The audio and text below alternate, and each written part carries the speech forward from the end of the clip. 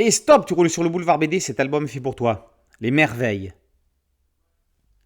Un arbre pousse à l'intérieur d'une bulle, ses branches grandissantes explosent cette gangue pour qu'il continue de croître. Mais voilà que des flammes viennent lécher son tronc, l'arbre se consume et il n'en reste plus rien. Dans une ville polluée par des usines tournant en plein régime, des hommes en rouge traquent des individus.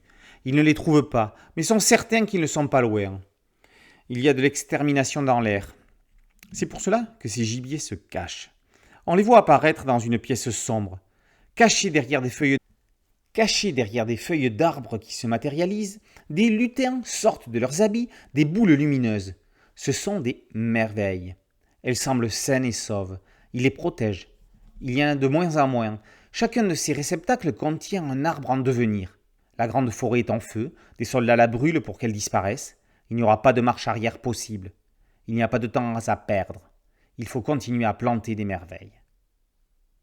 Au XXIe Congrès mondial d'économie, les grands industriels ne sont pas du même avis. Leur but est d'asphalter le monde pour détruire les forêts qui les empêchent d'extraire l'eau de son sol. Les technocrates veulent contrôler l'eau de la planète.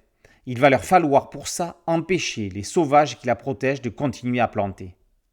L'Assemblée est d'accord. Il faut mettre le paquet et prendre des mesures strictes. Pendant que les lance-flammes crachent leur venin dévastateur, les lutins recueillent les merveilles qui feront les arbres de demain. Y aurait-il des humains qui pourraient les aider à sauver la planète ? C'est un message fort que délivre l'autrice espagnole Marta Cunil dans cet album en tout point merveilleux. On ne passera jamais assez de messages écologiques aux générations grandissantes, et ce livre en est un. En s'adressant aux plus jeunes, c'est ainsi que l'on touche leurs parents.